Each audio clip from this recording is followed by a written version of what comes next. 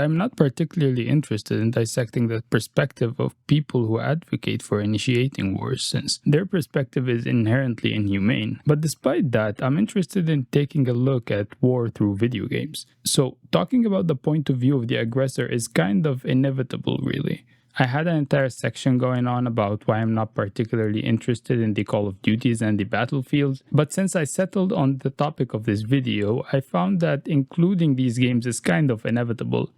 Not only because war shooter games are some of the most popular games in our current time, and thus have a great influence on our perception of war, but also because they are in a sense complementary to the games that I wanted to discuss initially, which are games focused around the victims of war and their perspective, and how it's rather lacking in the games industry. Talking about the victims of war seemed straightforward at first glance. Talk about the civilians, right? It should be easy. Talk about the innocent men, women, and children, the elderly and the disabled. Talk about how they die senseless deaths of hunger, cold, disease, or bullets.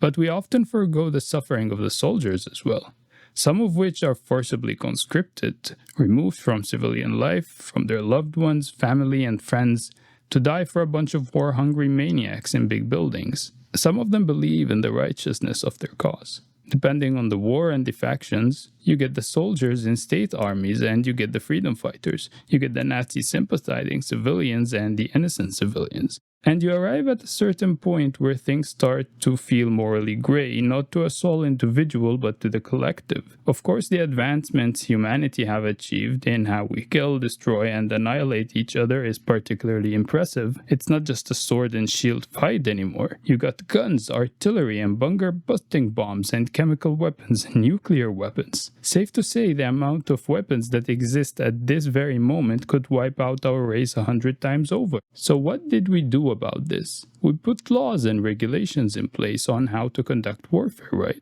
But we know it doesn't work. It is null. It's ink on paper, and that's as far as it's effective in this world.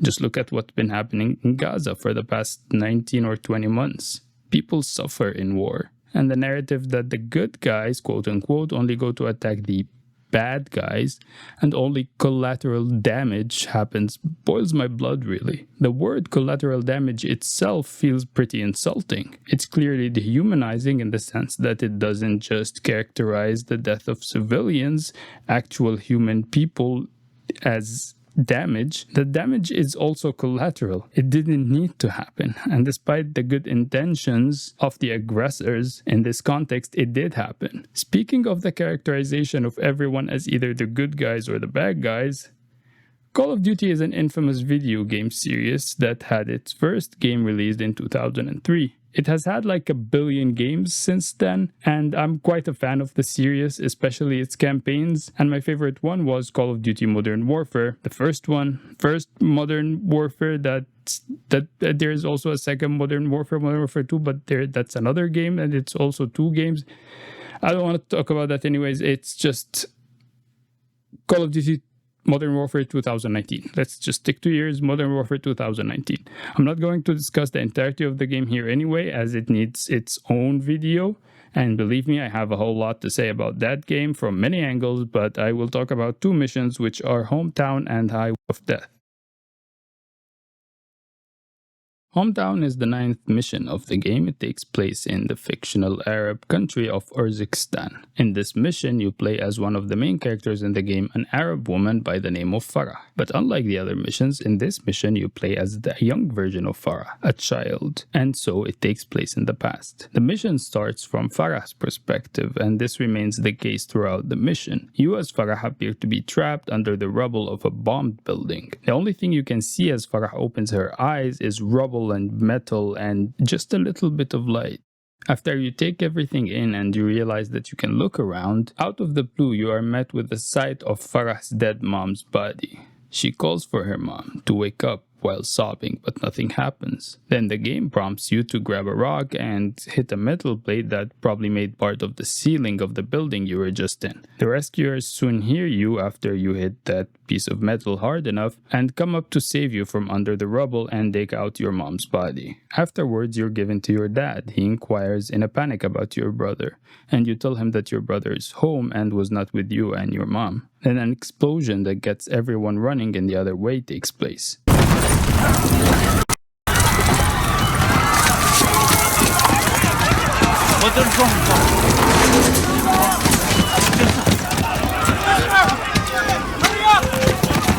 We'll find her, dear, and leave town, okay? You try to get home, but you're faced by occupying forces that fire on civilians, and you run the other way until you get to the market. In the market, a sequence starts where you have to follow your dad to go home while witnessing dead and injured people everywhere, until right before reaching home, a group of occupying soldiers throw chemical weapon grenades, but you make it into the house before breathing anything. Cover you now, Farah. Don't breathe. It's poison. Hurry, Farah. We're home. Farah, the gas will kill us. Get in here. Come here.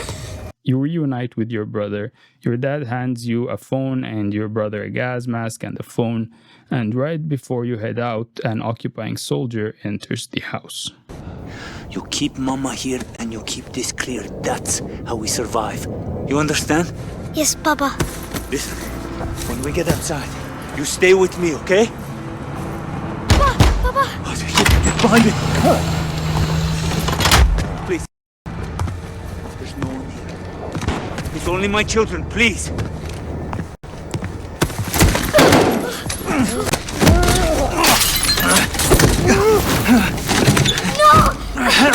He attacks your dad, then your brother while trying to defend your dad. After that begins a very stressful part of the mission, where you have to find a weapon, grab it, and sneak attack the soldier with it multiple times until it dies. It's brutal, raw, and horrifying, and after you attack the soldier multiple times, your brother helps you go and kill him. Get over!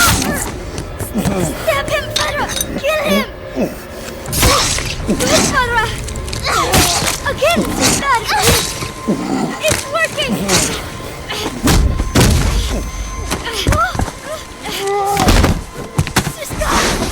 Just your little man!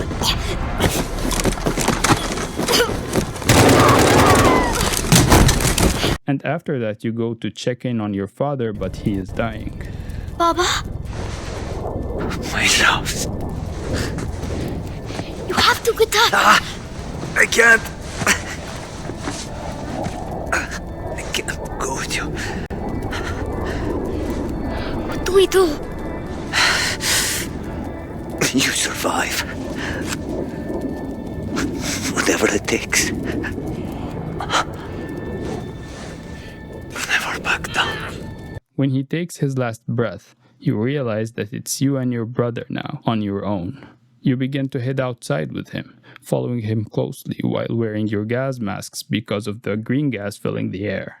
Nothing out there is alive anymore, not the humans nor the animals, nothing. Only the occupying soldiers shooting the wounded while you sneak past them and the bodies. This part is absolutely traumatizing to say the very least. As you sneak your way around of the city, you finally find the truck, where you and your brother make a plan to distract the soldiers, kill them, and grab the truck. You distract them by calling your brother's phone, then grabbing a gun, and then you try to find the perfect time to shoot them and survive. When that's done, you and your brother finally make your way into the truck, but the victory is short-lived since you get caught before doing anything else really. Let's get out of here! I'll drive!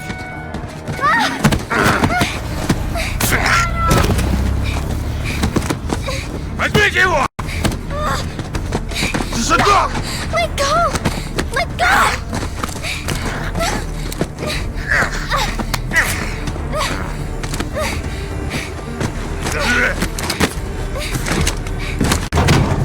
No!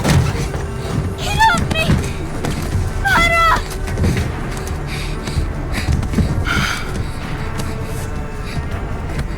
So you are the little devils that killed my soldiers. Отлично.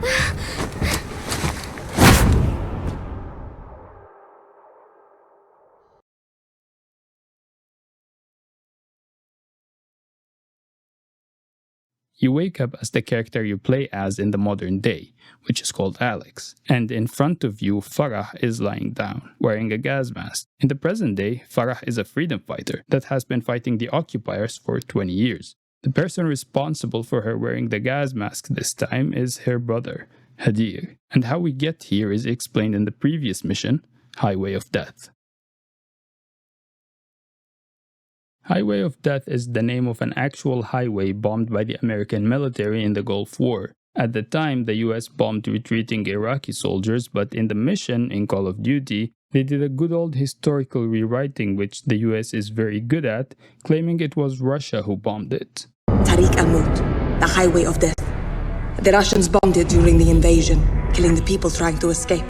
You see, I never mentioned who the occupying soldiers were in the first part, but it was apparently the Russians who occupied quote-unquote Urzikstan, while the US tried to liberate it by funding the freedom fighters. Some might say parallels to Afghanistan can be drawn here, but I digress. Let's not get off track and leave that for its own video. In this mission, you play as a good American called Alex, helping the freedom fighters who just got their terrorist organization designation by the US kill actual terrorists. The guy you're trying to capture is part of a fictional terrorist group called Al-Qatala, or the Killers.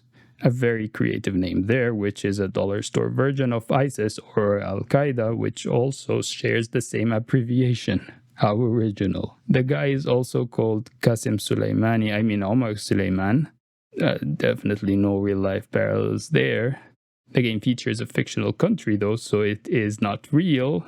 Regardless, Alex is tasked with providing sniper cover for a group of fighters trying to capture this Omar guy. You shoot as many enemies as possible, blow up suicide trucks until a certain point where you get so overwhelmed that Hadir asks you to follow him. You then find out he stole the chemical weapons from the Russians that you have been tracking the whole game until this point, and had believed that they were with Al-Qatala, the ones you are fighting. Hadir blows it up, killing everything in the area. He puts on a gas mask and asks you to follow him while you get a gas mask as well. He puts it on you after you pass out and wake up to see him and Farah fighting.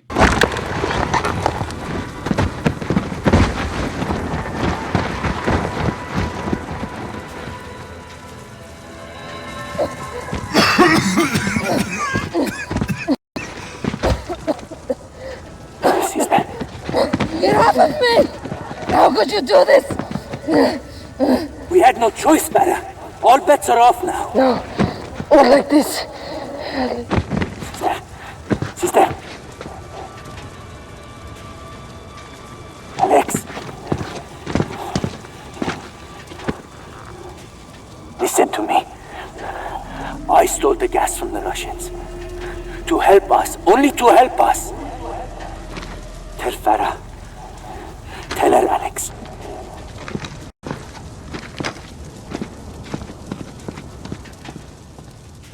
Farah disapproves of the use of chemical weapons for one reason or another. The most likely is that she was traumatized by them since she witnessed their effect firsthand when she was a child, as shown in the mission hometown. But there is also another aspect of it.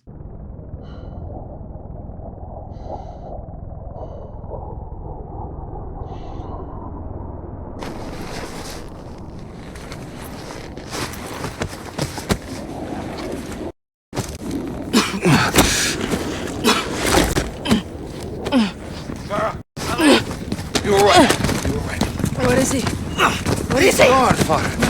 Hadir! Farah! Hadir! Stop! Manek! Stop, Farah! Stop! You can't be with it! It was Hadir. Hadir is the thief. Sorry, Captain, I didn't know. There's no way you could have... It's okay, Father. We'll get him. We need to unhouse this target. Now!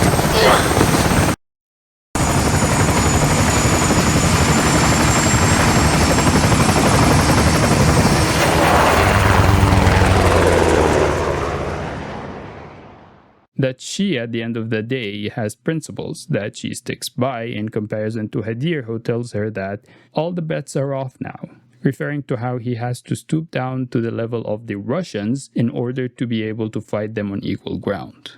And despite this game having lots of issues and being a straight-up rewriting of history in some aspects, while being US Army propaganda pretty much, these two missions shed light in a rather decent way on an aspect rarely seen in American media. Farah and Hadir are both victims of war. Exploring their stories in a game that portrays Americans and British soldiers as the ultimate force for good is still better than nothing, especially at the scale of Call of Duty. It is also the first time that I'm seeing a good Arab character in the Call of Duty series, which is W on its own. However, I still loathe that they decided to turn Hadir into a straight-up villain because of this single action, because he now became unaccepted by the Western forces in the game. But it's whatever. Unlike their previous games and many other games, they at least gave him a backstory that expands on the making of the US designated terrorist, if you will. And despite them not capitalizing on such an interesting plotline and character, I still appreciate them shedding light on their backstory on what actually makes a freedom fighter or a terrorist, which is, in the majority of cases, the evils of war by bloodthirsty, untamable rich people trying to exploit others. Hometown and Highway of Death are very complementary missions. I love how these two missions complete each other, in a sense that it's ironic that this game is known for being a vassal of US propaganda since Israel uses similar arguments to kill Palestinian children. They will grow up to be terrorists, they say. And do you honestly think this is what they saw in Hind Rajab? The 5-year-old innocent girl who called the Red Crescent terrified minutes before 355 bullets were fired at the car she was in. She was begging to be saved, and she wasn't. And her killers will never face justice. And that's just how it is. Just like the ones in the next story. It was 4 p.m. It was a little windy, but it was sunny. It was a nice day by the beach. I mean, they were in the middle of the summer after all. But it was also a regular day of war. In fact, it was the 9th day. But people were going about their days nonetheless. Some were going to pick up their murdered relatives from the morgue who were murdered in yesterday's bombing. Journalists and medics were on high alert, expecting to hear news but were hopeful not to. People were going to their jobs, fishermen to their boats, and store owners to their stores, and kids wanted to play that day too because, let's face it, the weather was very nice after all, so they were all at the beach. Ahad Bakr, Ismail Bakr, Zakaria Bakr, and Muhammad Bakr didn't know how bad of an idea that was. I mean, how would they? They were all between 9 and 11 years old, and nowhere is particularly safe since their city is a war zone at this point. So playing at the beach is as good as any other way to spend your day, really. On that same day, some soldier woke up and did their bed, got dressed and headed out, while the kids were playing hide and seek at the beach moments before 4 p.m. that day. The soldier was ready to bomb a fishing boat near the kids, and like clockwork at 4 p.m., that very first strike occurred. The fishing boat by the beach the kids were playing at is no more. Journalist Tyler Hicks at the time was in a hotel on the opposite side of the street. He looked out the window and the boat was already up in flames. At the same time, he also saw a little boy running towards the hotel he was staying at. Tyler quickly rushed to grab his press armor and helmet and headed out. And before he could do so, another blast, another one by the same soldiers who bombed the fishing boat and are now targeting the fleeing children. By this point, Ahd, Muhammad, Zakaria, and Ismail were dead. They were all members of the same extended family. 3 other kids who were playing with them, Watasim Hamad and another Muhammad, were injured in the chest, head, and stomach respectively. There were no other injuries or death, just 7 kids, 4 dead, 3 injured. Now, you might think this took place right after October 7th, but you'd be wrong. This took place in Gaza nonetheless on July 16, 2014 as part of Operation Protective Edge, an operation that lasted 50 days during which 2,251 Palestinians were killed, 1,400 of them are believed to be civilians, including 551 children and 299 women according to the UNRWA. And on the other side of Palestinian territories in the West Bank, a guy by the name of Rasheed AbuAidah asked himself, what if they were my children? But despite the insane danger this would put him in by the Israeli state in terms of prosecution, kidnapping, imprisonment, torture, or worse, Rasheed decided to take action and make a video game about this massacre. A game that does not let you win.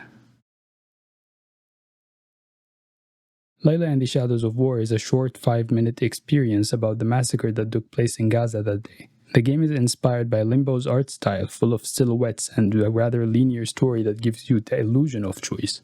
In the game, you start playing as the father trying to get his family to a safe zone.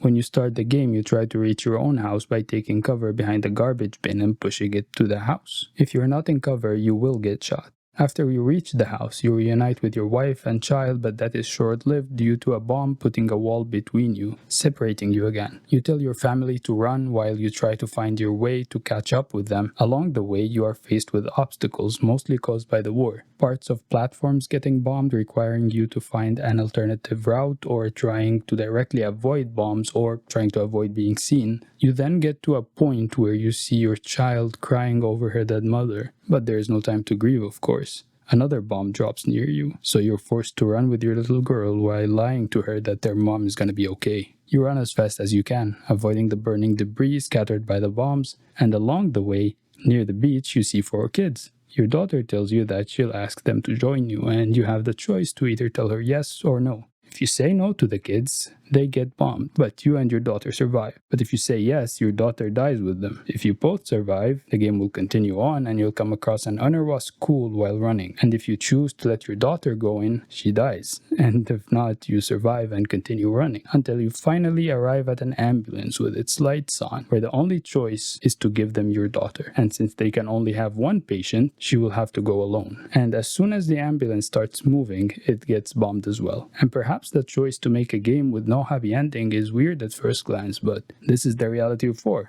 You feel helpless, no matter what you do. And Rasheed wanted to exactly portray that through his game. To quote an interview by The Wired, he says, "In typical choose-your-adventure game, the player's decisions can influence the story. AbuAidah wanted the opposite. In this game, even if you think that you have a choice, you don't. You are powerless and weak. You cannot do anything and the boys will get killed. And I wanted the players to get a glimpse of that feeling." The next game that I want to talk about, however, has an ending that some might consider a happy one. This War of Mine is a video game about surviving war. It's made by a studio founded in Warsaw, Poland, surely a coincidence. However, the seed that eventually grew into the game idea and finally the game was the CEO at the time reading a piece on the suffering of civilians in Sarajevo. When you start the game, you are given some characters and you are only tasked with one thing: survival. Its atmosphere is bleak and grey, its music is sad, its stories are miserable and entirely about survival and hope or lack thereof.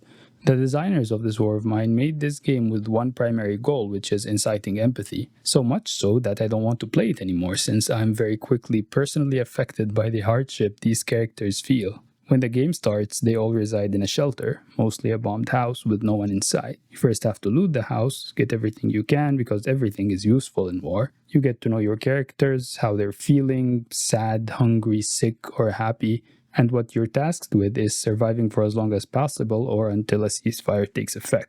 During the day, you have to take care of your shelter. For example, you can build tools to prolong your survival, and at night you have to go out and scavenge. And what kind of scavenger will you be though? Will you resort to stealing, killing, or will you try to keep it peaceful and only loot abandoned buildings? The game feels like it places this burden on you, like you get to play a god, just not an omnipotent one. On my first playthrough, I was given 2 characters. Christo, a father determined on keeping his daughter Iskra safe.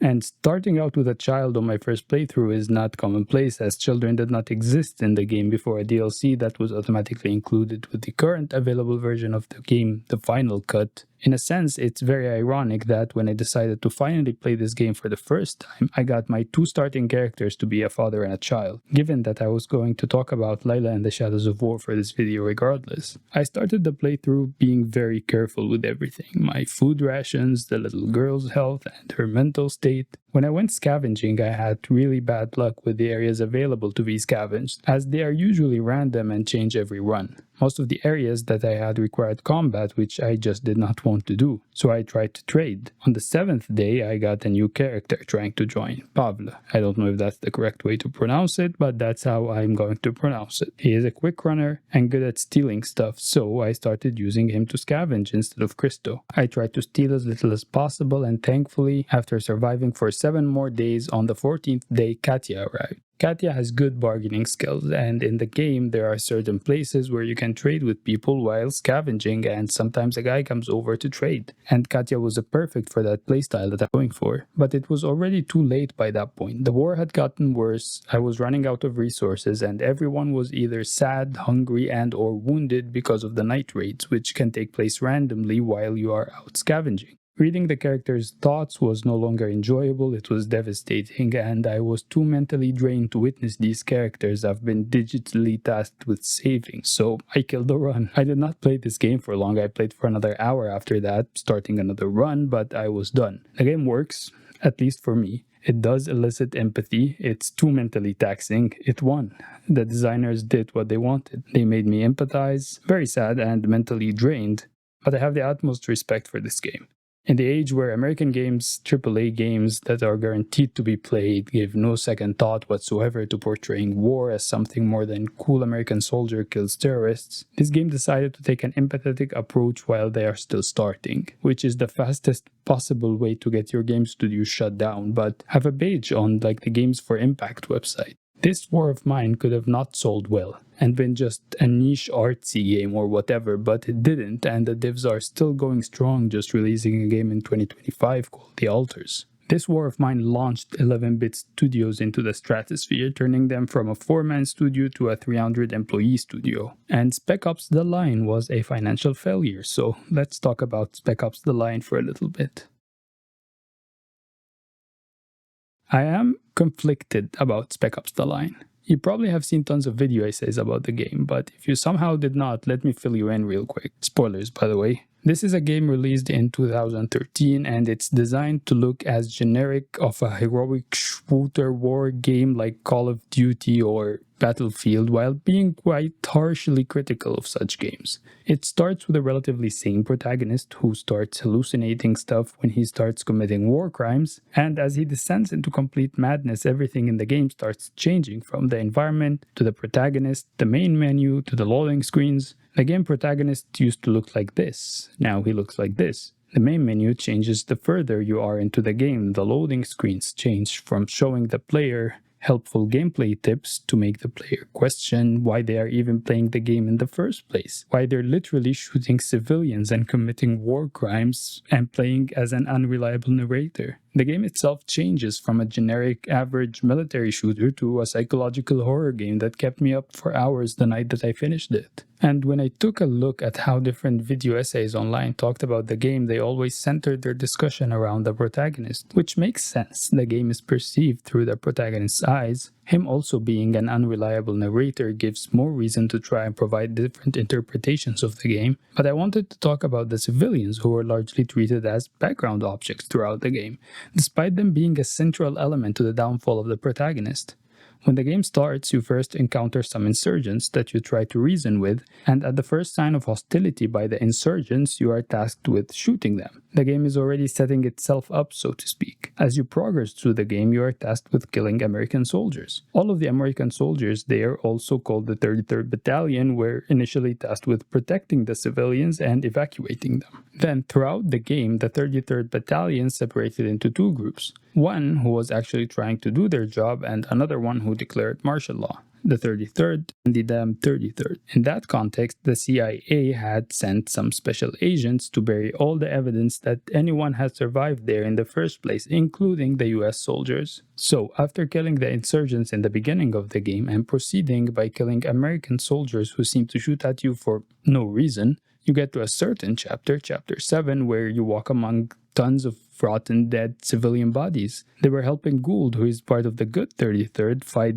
the damn 33rd. He had saved you and your team in an earlier chapter, so you're trying to get to him before the damn 33rd does. Also, at this point in the story, the protagonist thinks that all of the American soldiers are part of the damn 33rd. This will become important later. So, while walking amongst the dead civilian bodies, you are then faced with a very horrific scene. White phosphorus being dropped on civilians right in front of you. You then walk among the civilians burning alive from the outside in. These were insurgents trying to help Gould. And fast forward a little bit, Gould dies without saying anything else to you. But you find a map in his pocket with a gate marked on it. So, you head there. And as the plot takes place, you shoot through more unnamed soldiers until you get to a certain point where you need to reach the gate. When approaching the gate, you are faced with tons of soldiers and you deem them as part of the damn 33rd. You look to your right and look at that, a white phosphorus cannon thingy. Your team sets it up and starts shilling soldiers. You then walk down among the soldiers you bombed mercilessly with white phosphorus until you are faced with this.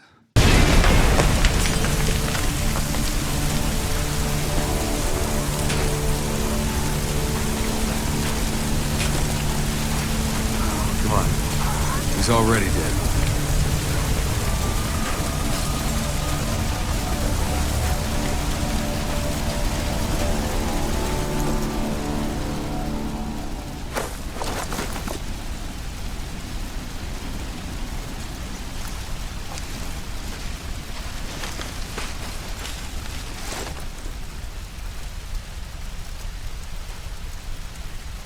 Why?